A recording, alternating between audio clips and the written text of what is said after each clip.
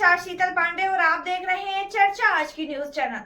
देखिए देश दुनिया की तमाम खबरें सबसे पहले, सबसे तेज, सच्चे और तीखे तेवरों के साथ। रुक करते हैं आज की बड़ी खबर पर।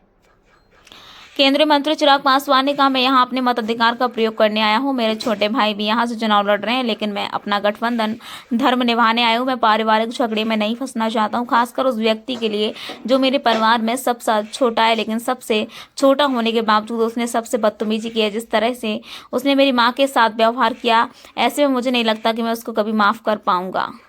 और ख़ास तौर पर उस व्यक्ति के लिए जो मेरे परिवार का सबसे छोटा है, बट सबसे छोटा होने के बावजूद सबसे ज़्यादा बदतमीज़ी अगर किसी ने की तो उसी ने की।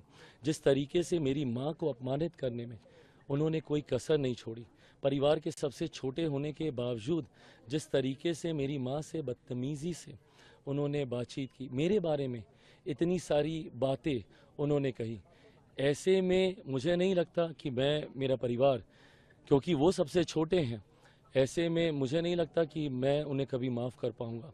पर हाँ, दूरियां बनाने वाले भी वो मेरे चाचा जी, उनके बेटे, यही लोग रहे हैं। आज एक ही घर के बीच में दीवारें इन लोगों ने खड़ी कर दी। चुनाव का समय था, अगर दूरियां इतनी ही कम करनी थी, इतना ही अगर आशीर्वाद, जो ये कहते रहते हैं कि भैया का आशीर्वाद हमारे साथ है, तो एक बार आते, मेरा तो छोड़ दीजिए, माँ का तो आशीर्वाद लेकर जाते। माई मदर वॉज देयर, एक बार जाते, उनसे आशीर्वाद लेते कि मैं चुनाव लड़ने जा रहा हूँ, आपकी लड़ाई परिवार के बड़ी पीढ़ी के साथ है, मैं छोटा हूँ, मैं आपसे आशीर्वाद लेने आऊँ।